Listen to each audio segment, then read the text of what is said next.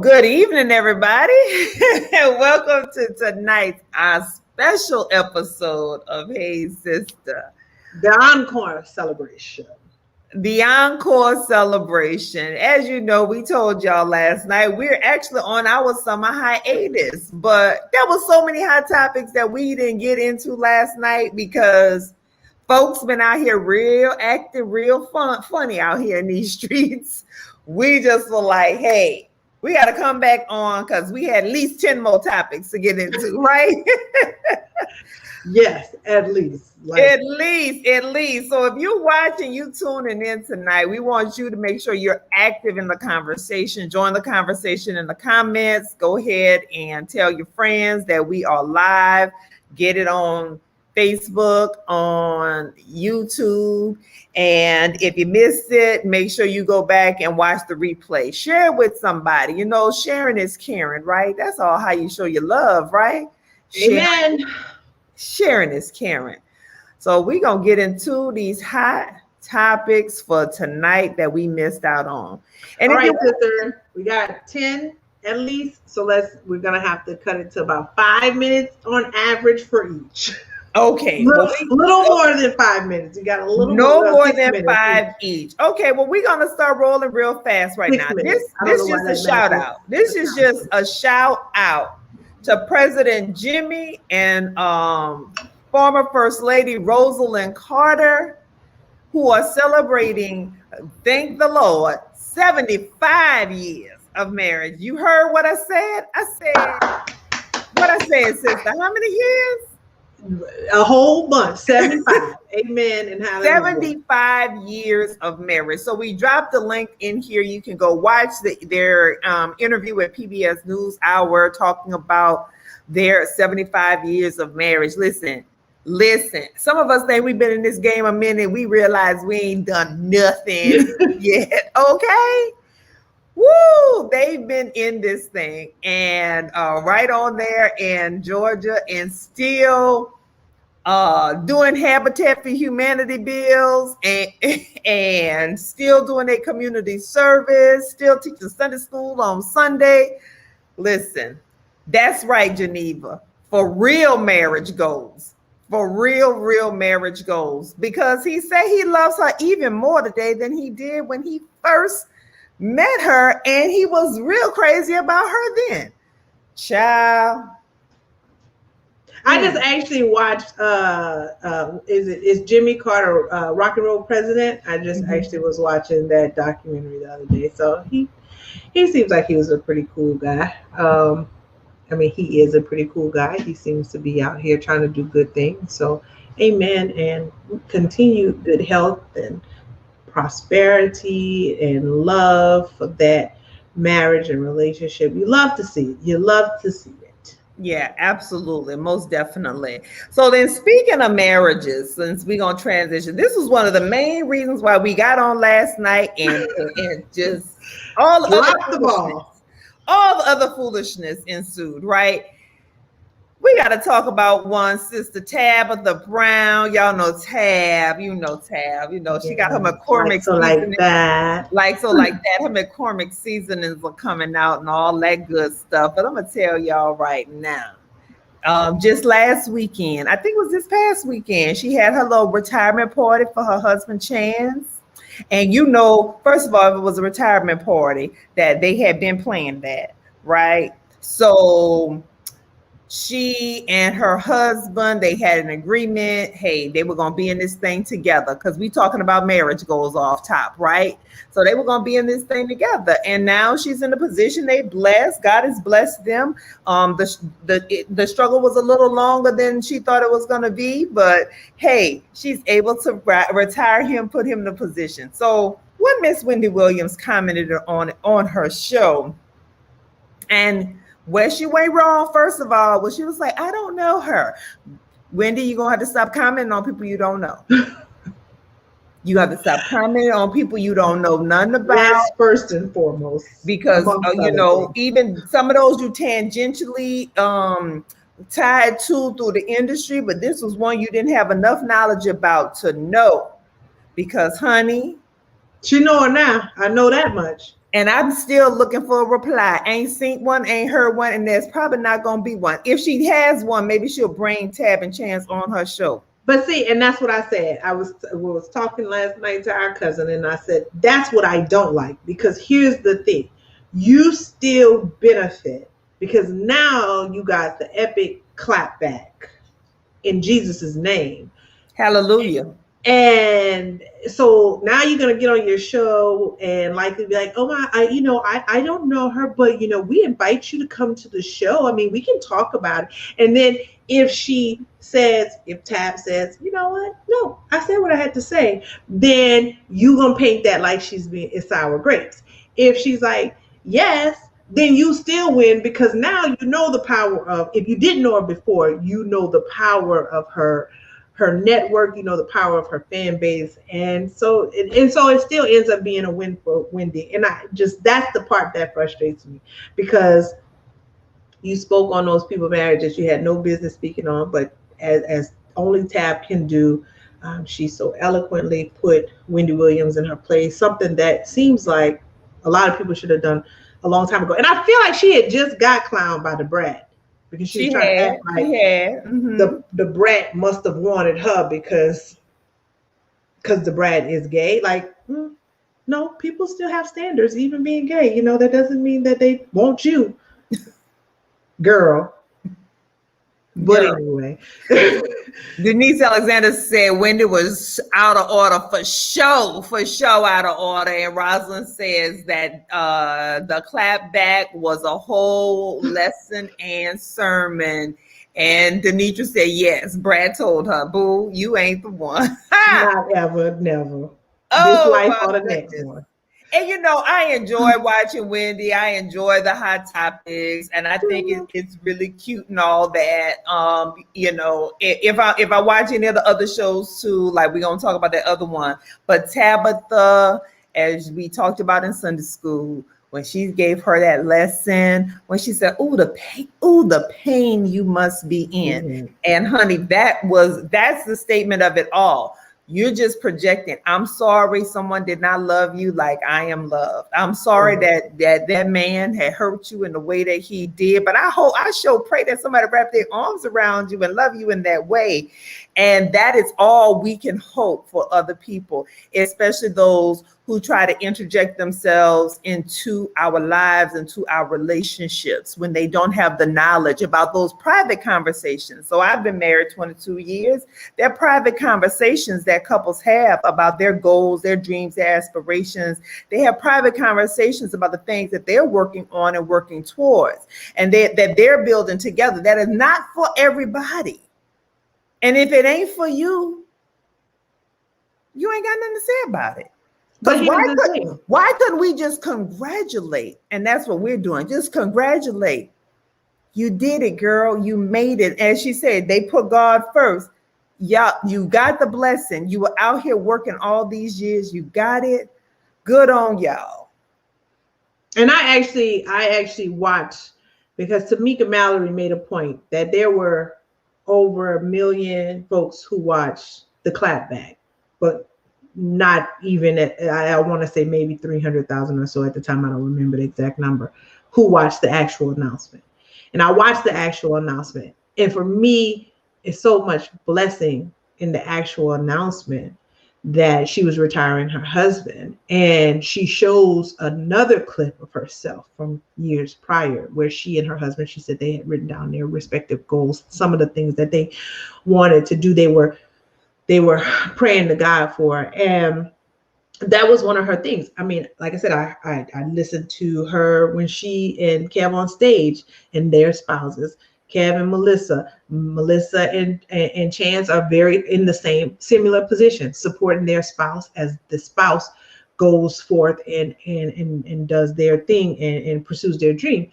And they had so much in common. But she said, even in that interview, so this is not, you talked about those private conversations, but this is not something that was private.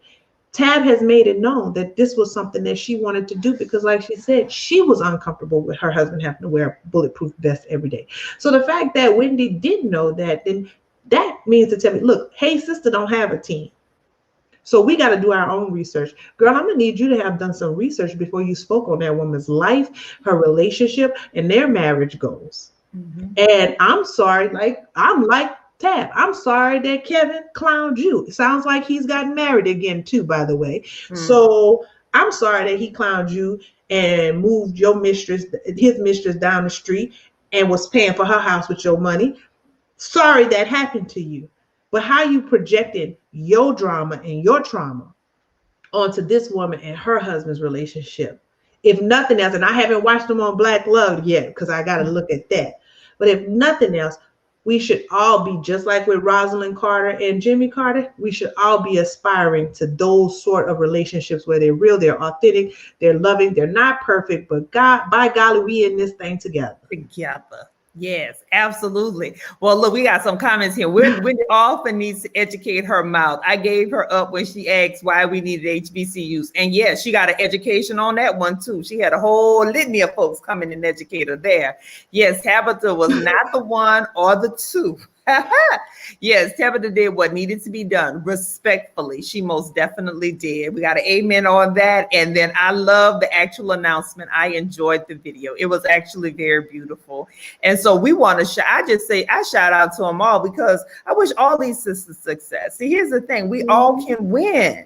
We all can win, and we don't have to win at the expense of other people or tearing people down. Now, can we make commentary on F and F? Yes, we can make commentary on the foolery. We're making commentary on it right now. Absolutely. But it's in the spirit of love. Well, it's also in the spirit of truth. Ma'am, if you started off saying you don't know this woman. The spirit of truth. Hello. If you started off saying you didn't know this woman, then you didn't have nothing to say on it. And then, it was funny because my friend Macy and I were talking about Wendy Williams the other day because she was saying that she doesn't really watch her anymore. And one of the reasons why, she said, because even in her hot topics, it's like she doesn't always get the facts exactly right. And again, we don't have a team. It's just us and the internet. But you have a whole team of people behind you. And you have the power to bring people on. So if that story came across your desk and you wanted to talk, maybe you should have said, about in a production room. Yeah, you should have said, let's put a pin in that because let's bring them on. Because I don't know her, but I'd like to hear more about her. Put a pin in that. You didn't have to say nothing, but she said it and she got what she needed and everybody else needed to. We all needed that lesson in how to read from Electra to Tabitha, or read. Baby, I would have loved to seen an Electra read on that one. That would have been one for the ages. Well, since we in this talk show world right now, let's say bye, Meghan. We are replacing Felicia with Meghan. Okay? We are replacing Felicia with Meghan. Bye, Meghan. One, Meghan McCain announced her exit from The View because she enjoys living in DC so much and doesn't want to have to go back into the studio in New York. Look, we've known lately just the way that those feuds have been going down and the way that the new president at ABC has been like, oh no, girls, because she happened to be a sister, she like, oh no, this is what we not doing. Oh, okay. Some of these conversations we not having. Yes, you have opinions, but you need to get more Tabitha Brown in your life instead of being who you are. And you can express an opinion respectfully. You can express a dissenting point of view in a respectful way, one that is based on knowledge. Because see, when you start having to read off of them cue cards, that means that some producer has handed that to you and maybe you didn't do all the proper study. I am so glad that she is making that exit. And I'm partly glad she's making the exit. We talked about the Rachel Nichols and Maria Taylor yesterday. And how it relates to that is when people are at the epitome of privilege and don't even know their privilege and try to will themselves about all the hard work that they've done. Bye, Meghan. Yes. What say you, sister? That bye. I have been advocating for her departure for a long time. Let me say this again. Hey, sister, it's our show. We do what we can. We do the best we can. We do a little research every now and again. I don't mind that you have a point of dissension or a viewpoint of dissension from maybe the vast majority of people who listen around on the and that's what you're supposed to. She was brought there to do. That's exactly what she was brought there to do. But brought, in my opinion, there to hopefully spur intellectual discourse, and it has not been that. I don't like how she talks to Joy. Listen, let me be clear. Sometimes Joy rubs me the wrong way as well, because it's like, again, I feel like if you are basically sane, fully actualized human being, then you're not on one side of the issue or the other side of the issue all the time. Like, you're not always on the right or the left. You're not always conservative or liberal. You have mixed viewpoints. And I think the reasonably sane individuals play somewhere in the middle. That's my opinion. I could be wrong. But so I don't necessarily agree with a lot of Joy's perspective either, or at least how she projects it. But that woman is 70-something years old.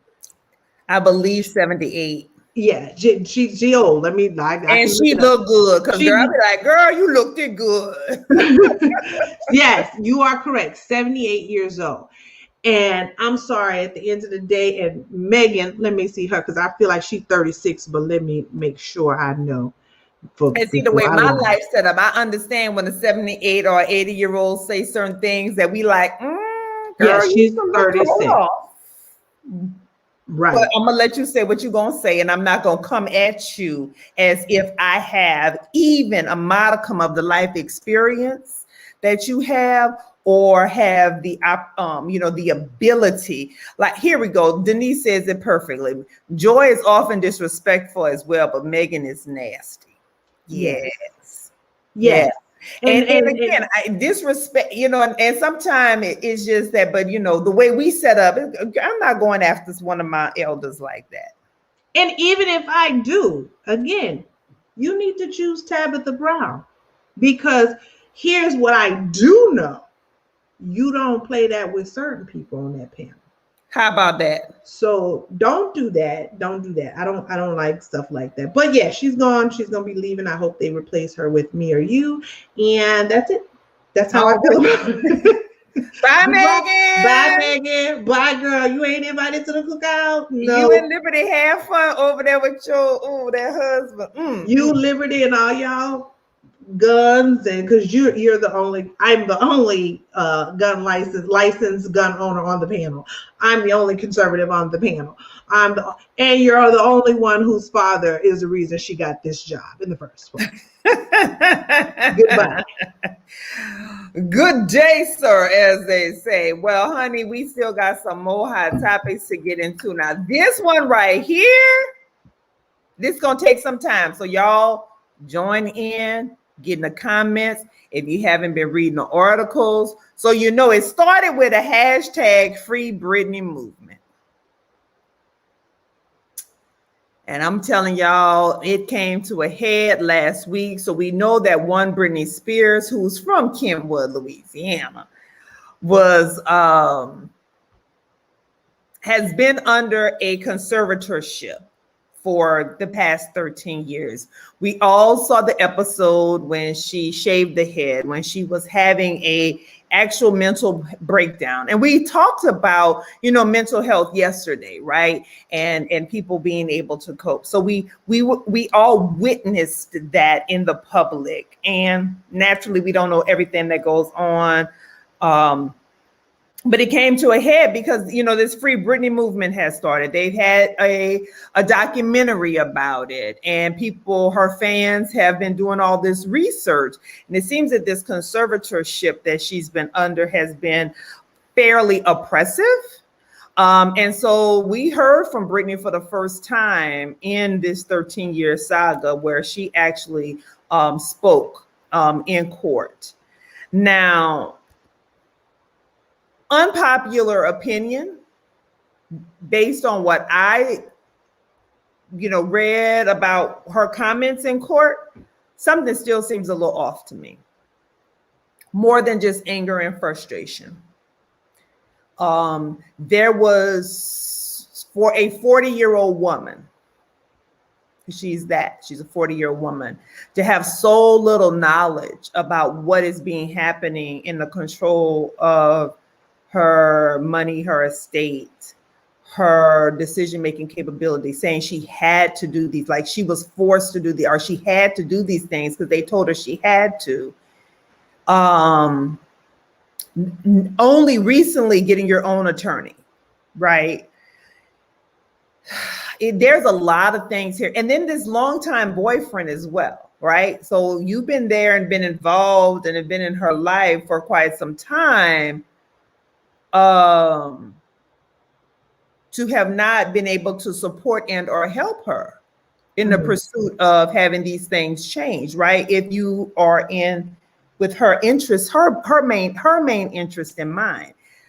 There's some things that don't seem clean in the milk to me. Now, the articles, we just drop links to the articles.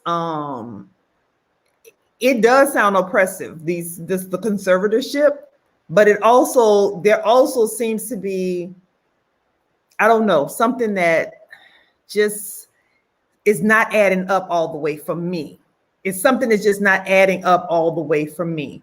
I do think it is far overreaching, and having watched the movie, I care a lot about these conservatorships and what these conservators can do.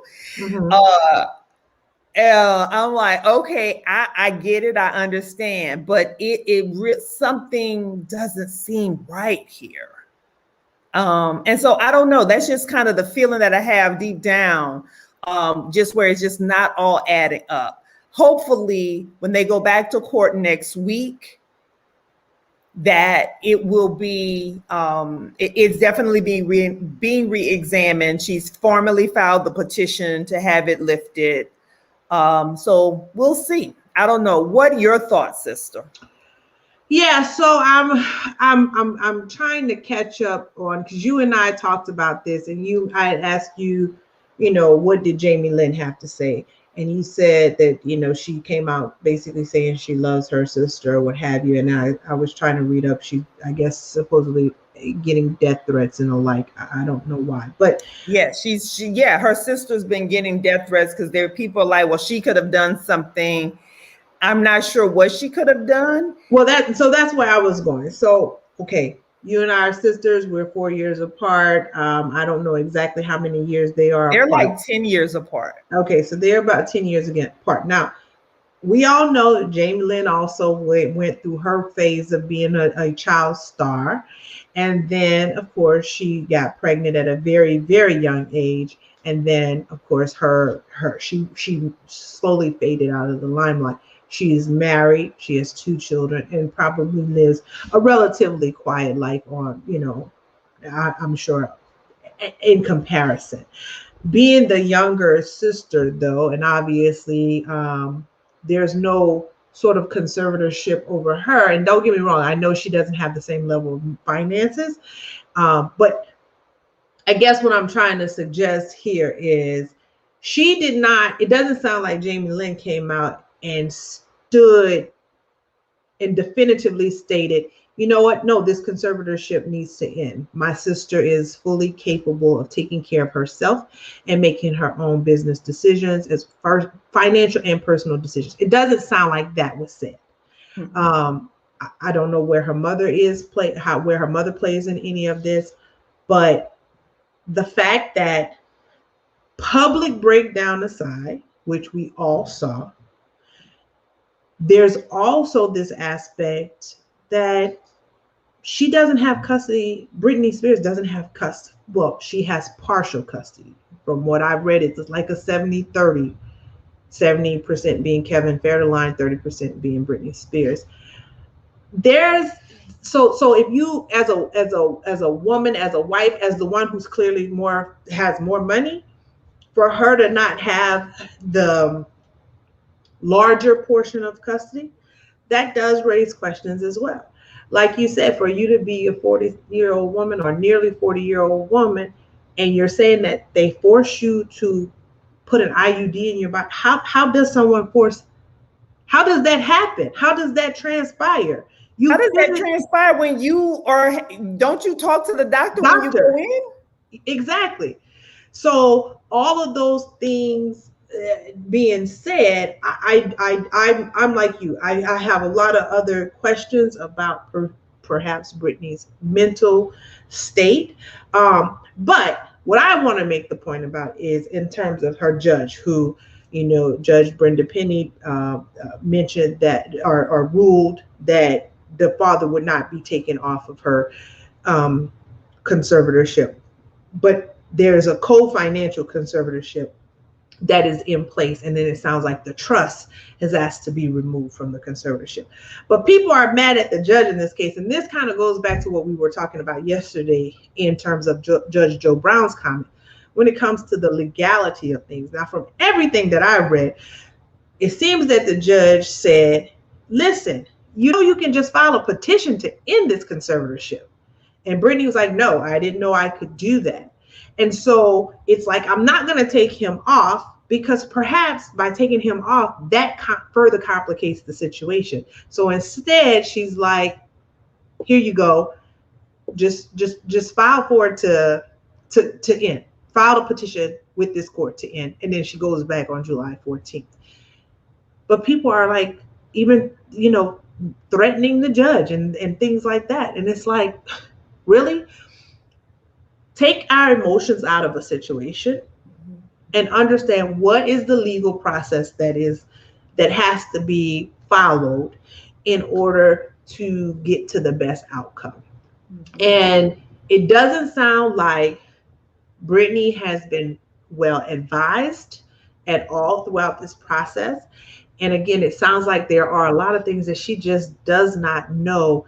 And so even if her father should be off of her conservatorship, even if we remove the father, does that mean that it's not just her father? Like you said, there's another co-conservator for the financial part.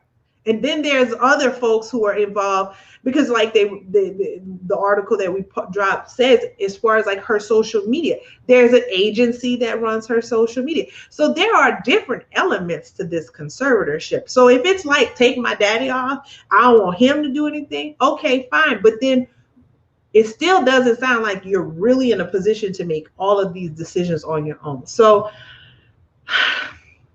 I don't know, more to come. More to come for sure. So we got some comments here. It's like, my question, why for this long? There's no clause for reevaluation. I think you have an opportunity to request that it is reevaluated, but I don't think anybody ever did that. She certainly never did that. The next comment says, so she didn't lose the battle. It just was that, hey, if you want to remove this whole thing, you need to put this petition in, and then they come back before the court, which is, I think, scheduled for July 14th. Right. Which is next week. Yes, her younger sister has her own, her younger sister has her own millions. But again, remember, when she got pregnant, she was very young. I think she was like 16, if I recall. Mm-hmm. And so the fact that there has not been the level of oversight, let's use that word, over her financial and personal activities leads me to believe that the older sister may indeed be dealing with some things that we're all not privy to, and that's why some of this may be warranted. I don't know enough to say that it is all warranted, but usually when you hit a certain threshold financially anyway, there's a team of people that support. Maybe it's not called a conservatorship, but there's usually a team of people who support you anyway.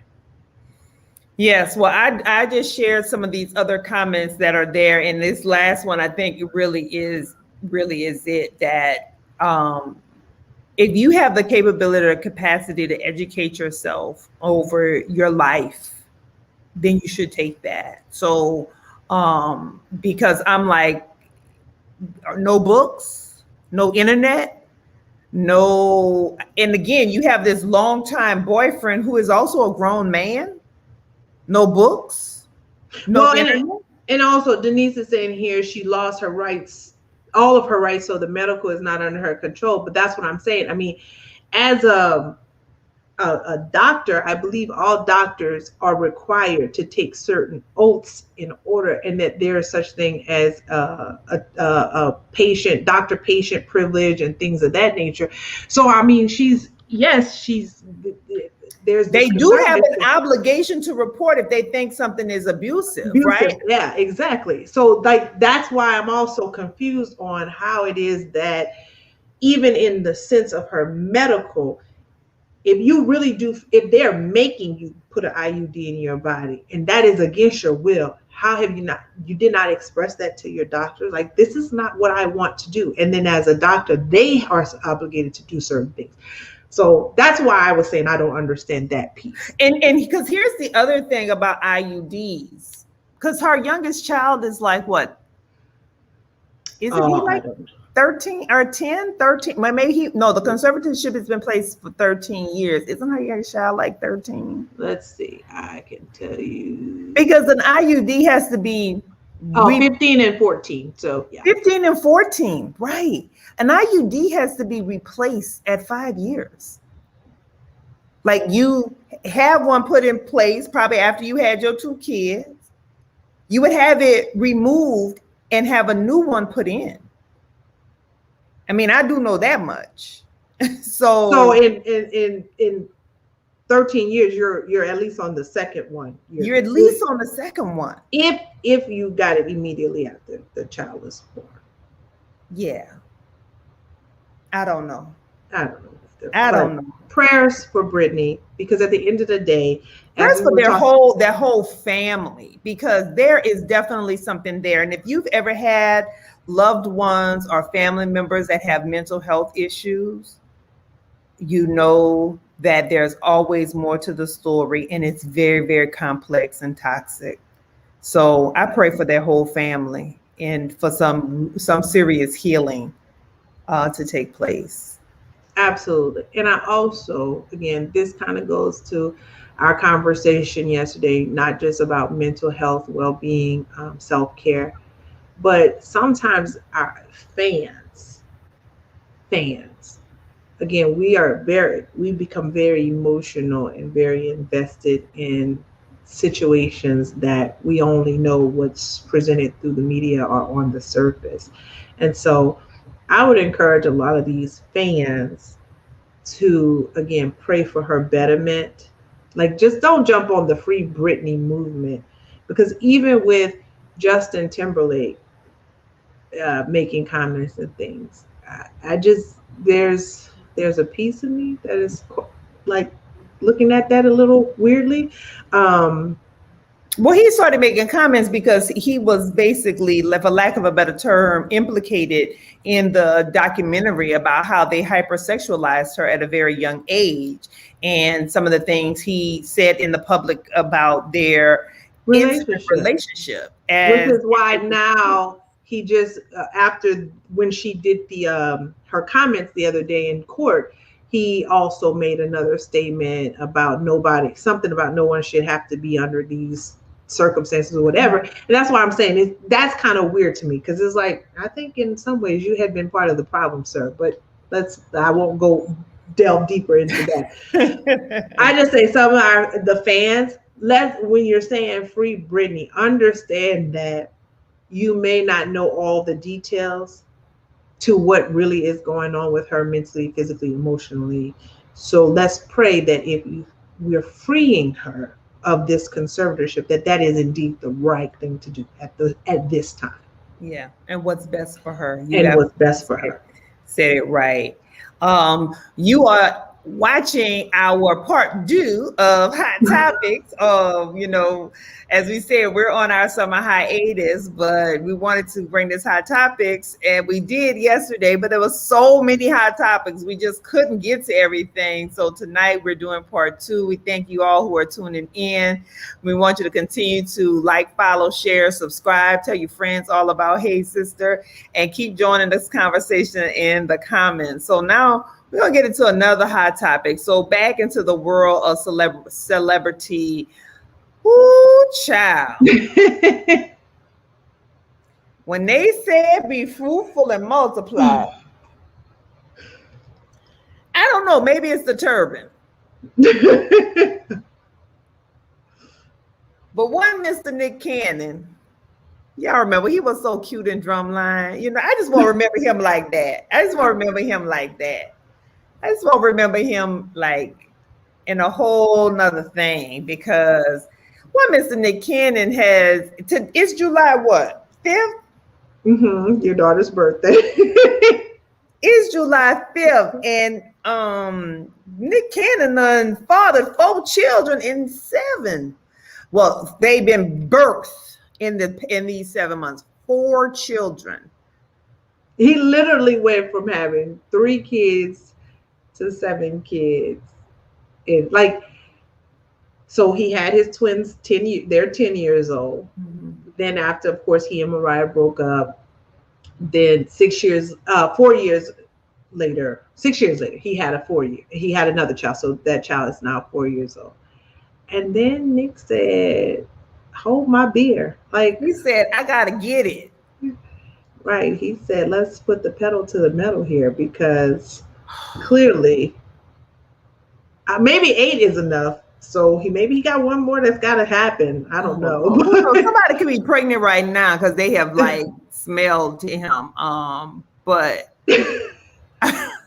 yeah, but since December, they said that's since December, he's fathered 4 children. And it's 3 women or 4 women? How many women? It's 3 women. 1 had twins. 3 women. And that's all in the year of our Lord 2021. How are you going to be going? Well, technically since December. So. Oh.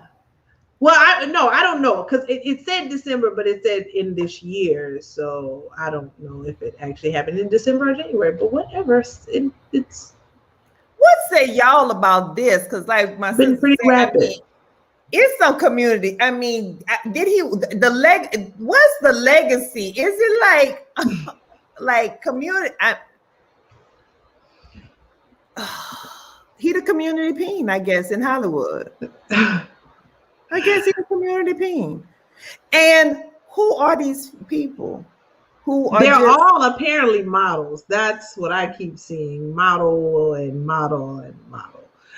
So, you could have an Instagram account and then count yourself a model. No, but I think one is, I don't know. I'm with you, Rosalind.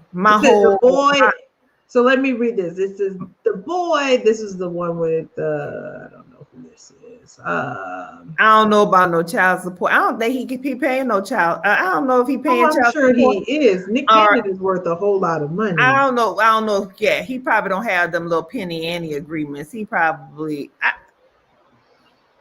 Listen, that's the thing. Nick Cannon is worth a lot of money. I love The Masked Singer. I love all the little productions he put together. When he has real estate, he has a number of things, so I don't doubt his ability to pay the child support if that is in fact, and I would guess that is in place, right? Because it sounds like the ex-girlfriend had a miscarriage, then he got this other girl pregnant right after when they were on a break, and then how they date? Are they dating for like one day at a time? Like they in a relationship one day at a time? Because to get pregnant, especially for all these children to be 3 children to be born in the month of June, it was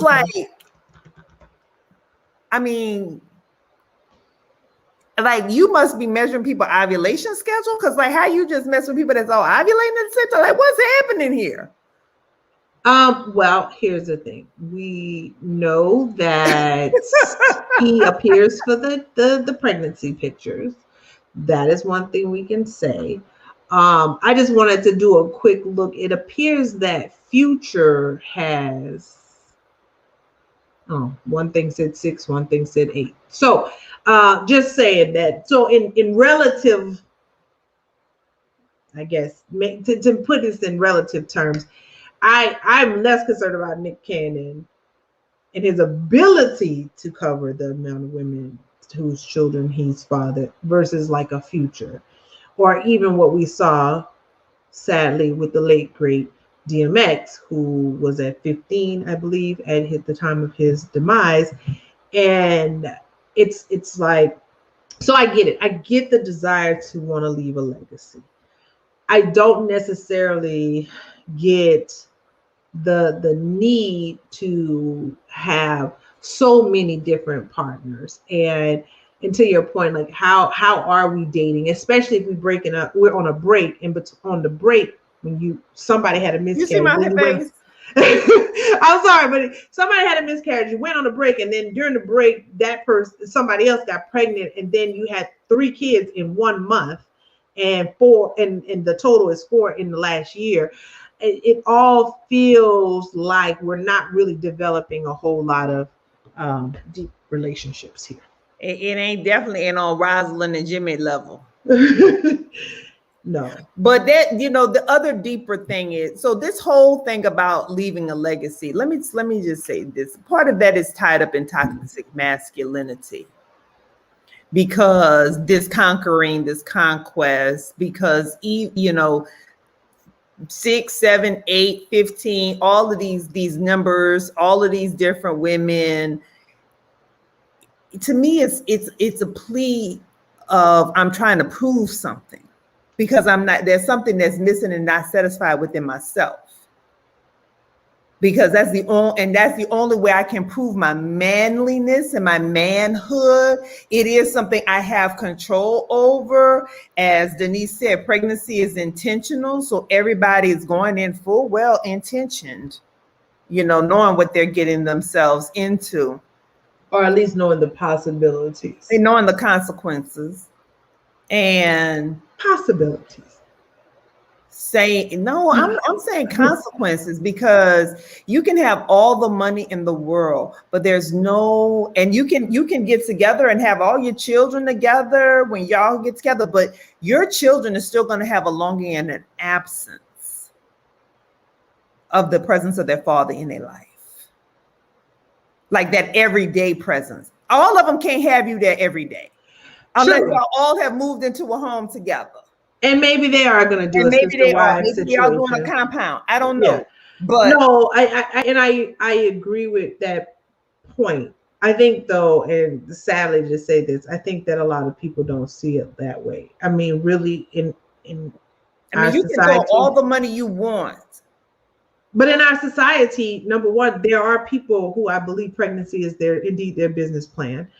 And on the flip side of that, I believe that there are people who, because if you don't know what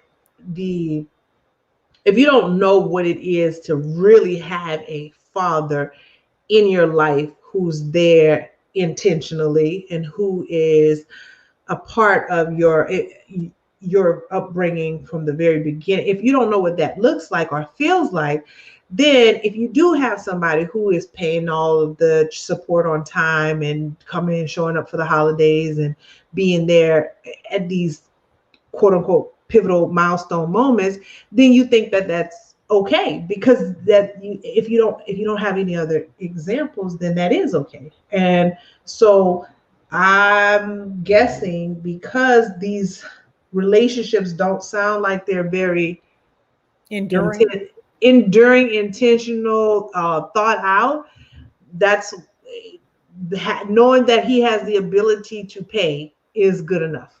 Yeah, I mean, there was a time, when people used to just hit it and quit it, right? I don't know. I'm just like, woo.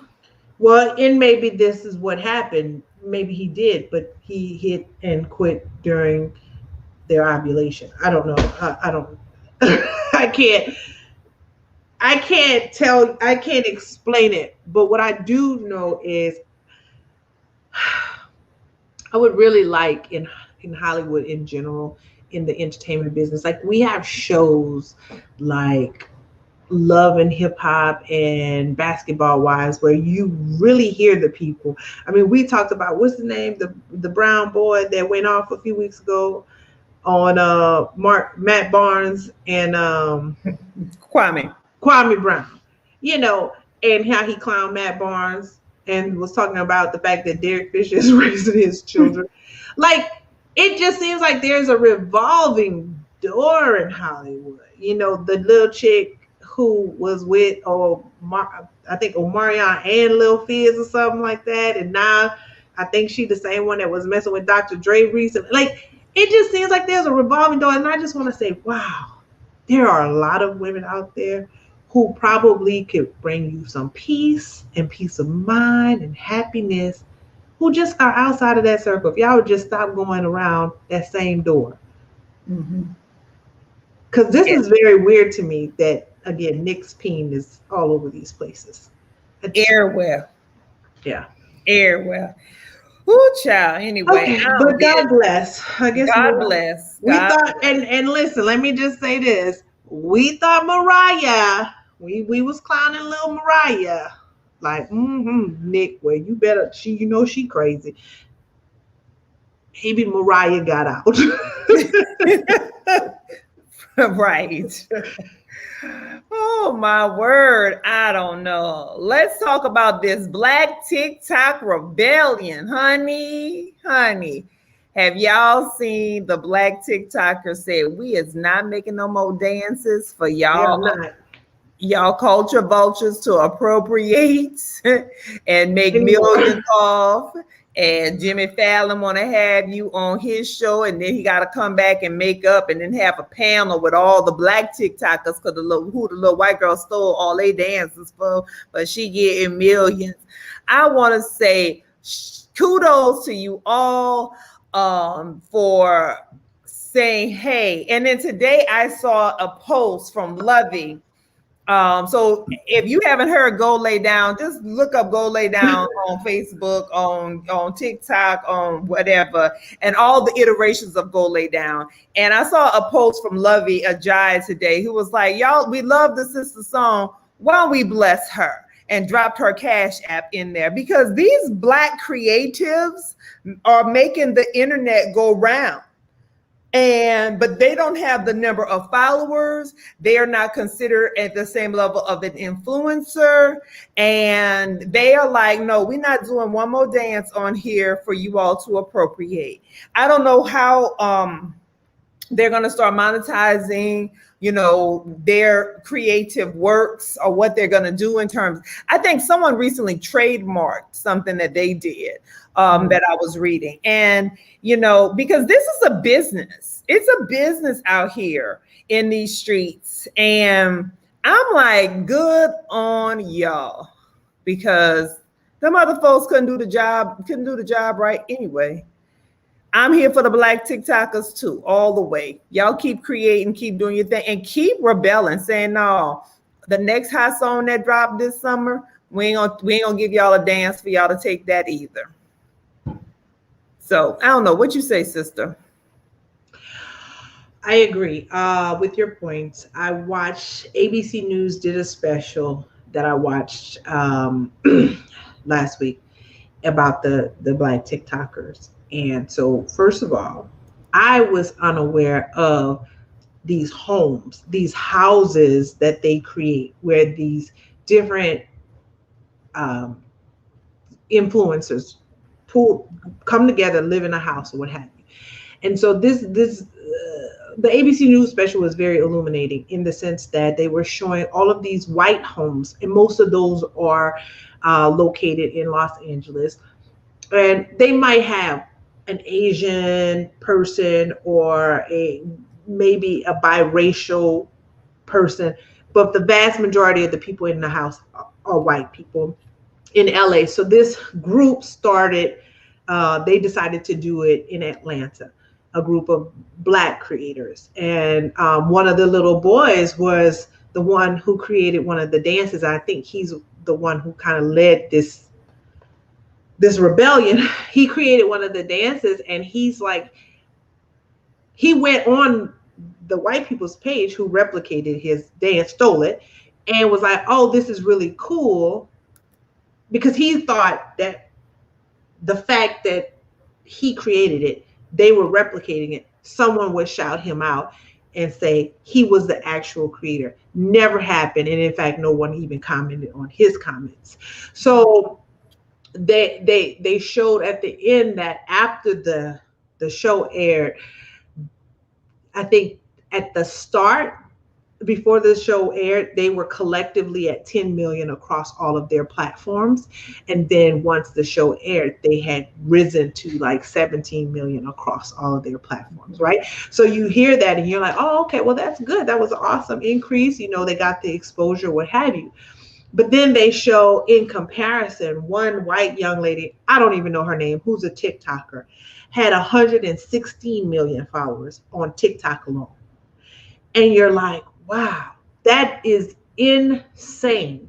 And then, you know, when they talk about creating these houses, they don't get sponsorship. So these people are getting their homes sponsored, they, you know, products, everything that they need.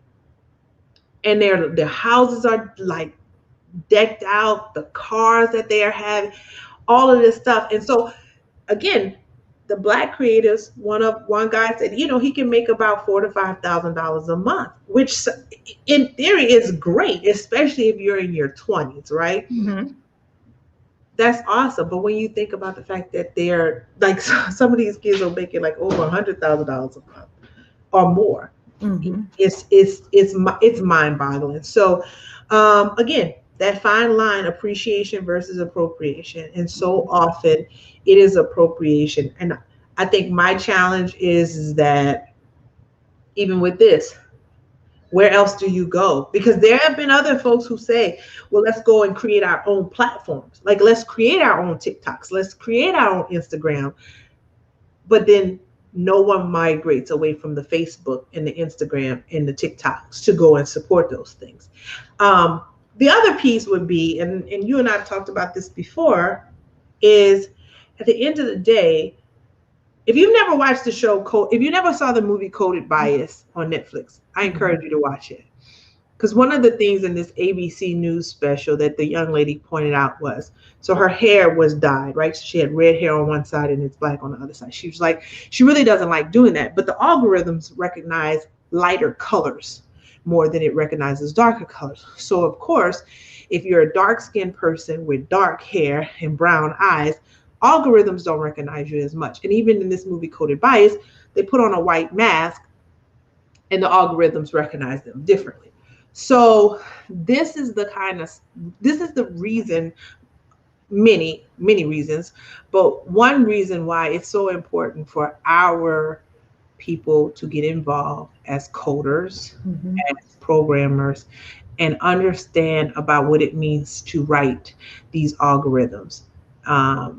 Because so often it is about everything but what it should be about. And those biases are naturally embedded in those algorithms. So yeah, white skin is favorable to dark skin, things like that. So I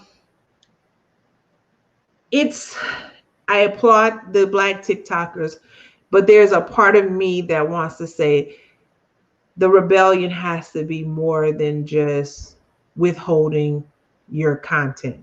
Because at the end of the day, you're the creative and your content is important, and we have to be able to tell our own stories. Well, so that's why you have to move in under, because a lot of things have been weaving back into the laws and into the legal system. So right. If people are not going to give attribution to where they heard this, right, or where they got this, if they're not going to tag you because you created it, then what do you have to do to, whether it's copyright, trademark certain moves that you have, certain hand gestures. We know with DJs, when they have their DJ tags and songs, We the Best Music, you hear it over and over again because it's a DJ tag. It's basically letting you know who produced it, so somebody can't take it. And that's why you hear it over and over again. And so what are the things can you do from a legal perspective to protect your art? Well, yes, protecting your art is definitely a part of it. But I would venture to say, again, there are, like you said, Lovey said, bless this woman. There are those who are in a better financial position than many others. I mean, I think one of the brilliant things about Versus is, like, when you think about where Versus started, the Manifest Fresh and Scott Storch kind of battle, and now where it is right now. And of course it has sponsorship, and of course it is available on other platforms other than Instagram, where it started on Instagram. That's what I'm trying to say about it. Has to be a bigger business model, because one of the things the young lady was trying to explain to one of her co-creators, who happens to be a young Black man, biracial, mother's white, father's Black, who he was suggesting that he doesn't experience the same level of, I guess, racism, or let me not say it like this. I guess he's taking the position like racism is going to be there, so I'm not going to focus my energy on that. I'm just going to keep working really hard to try to get my content out there. Where her point was, you can work really hard and try to get your content out there, but if the system is built against you, it doesn't matter. And like, she was like, who do you work for? And he was like, I work for myself. And she's like, no, you work for TikTok. You work for Facebook. Because when you upload your content, whether you know it or not, you have now given over your creative content to this machine. So I would love to see, in not just don't create the content, because we need you to create the content. I would like to see them think bigger. And how do we scale this thing in a different way, where you own your content, you're getting paid for your content, you're getting the proper sponsorship and visibility, and taking more of the control, taking more control of it. Yeah. Well, speaking of, the revolution will not be televised, right? The revolution will be live. One Mr. Questlove, Summer of Soul, premiered this weekend on Hulu and in theaters.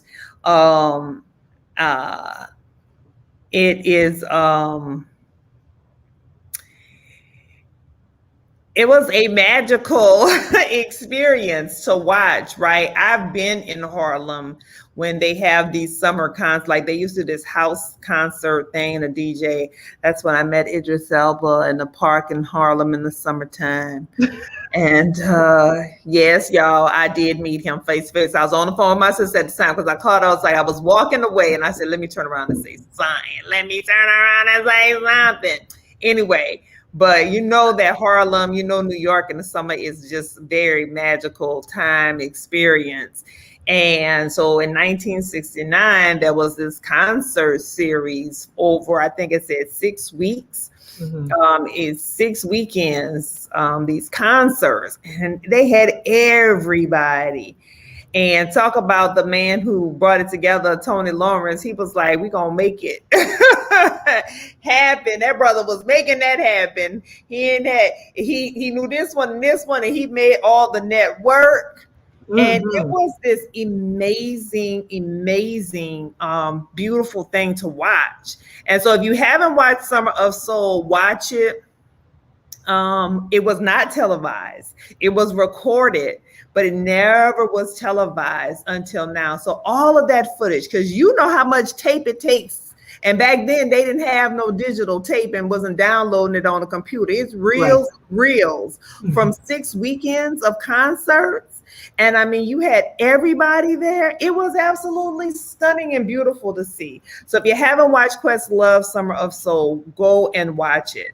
And then the other thing I hadn't seen yet, but then we'll talk about this one a little bit more, because this is my sister's thing. I knew the day that they advertised this, I said, oh, my sister and my soror, Ebony Barnes, I said both of them are going to be on this, like on day one. and they probably blocked out their whole day and cried and acted up the whole time. Sister, how did you enjoy my life? I loved it, and I didn't act up. I did cry. I cried twice in the first 20 minutes, and then I cried again at the end.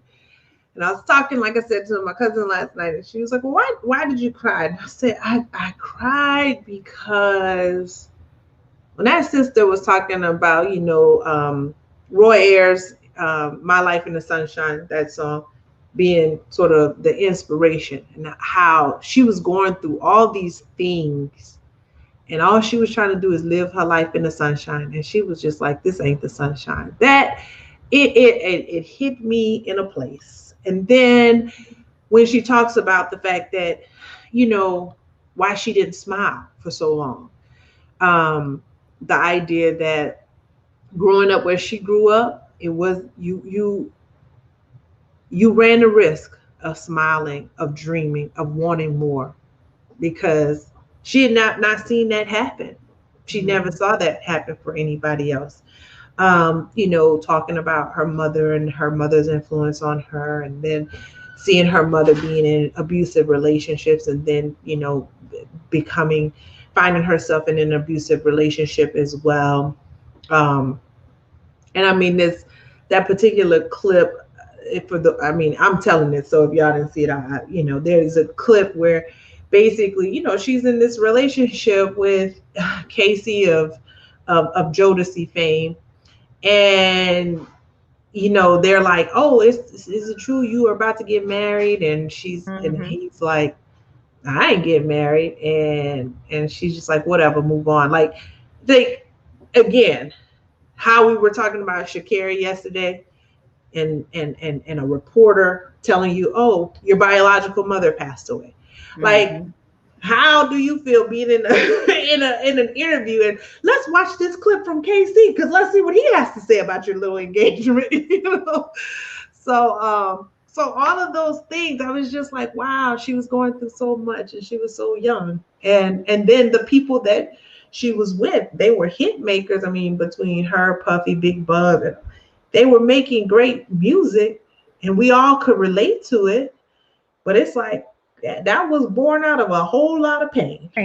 Yeah. And so, and then just the idea that, and we talked about this before, whether you think Mary can really sing or really dance or whatever, I love Mary J. Blige because she's one of those artists where you can remember certain very pivotal points in your life, and you associate those things with her music. And that's how the My Life album was. You just like, dang, I remember when, her first album, What's the 411, came out. Where you were, you thinking about the outfits, you like, everybody wanted to have that little bit of hood, but a little bit of class, kind of combination. So yeah, I loved it all. And then of course, I'm looking at it from a different set of eyes as well now that I'm embarking on my own project. So I enjoyed it. Well, I will watch it. I will get into it because I hadn't gotten into that. I've been watching so many other little things over this little holiday break. But, that's it for our hot topics tonight. We want to know what y'all getting into, what y'all watching. Y'all let us know what y'all watching out there and what's moving you and moving your spirit. Oh Lord, I'm hot showing. I gotta jump back to the shot. I fell off, so I gotta get back in here so I can see what's happening. They didn't have a show this week. Okay. So it's a good weekend to catch up on that. But I just want to say, woo, y'all, thank you for hanging in with us with Hey Sister. And we're gonna still be on our summer hiatus. If people keep acting a fool, because y'all know these militia people from Texas went up to Philly and they got in fights and then they left. I mean, there's never a shortage of foolery that's going on out here. Let us know what y'all want us to talk about, who you want us to bring on the show with us, what kind of topics that you're going to be interested to. We're starting to do our programming for when we come back regularly in the fall. So with that, we're going to tune out tonight and say thank you for watching. Good night, everybody. Bye. Have a good one.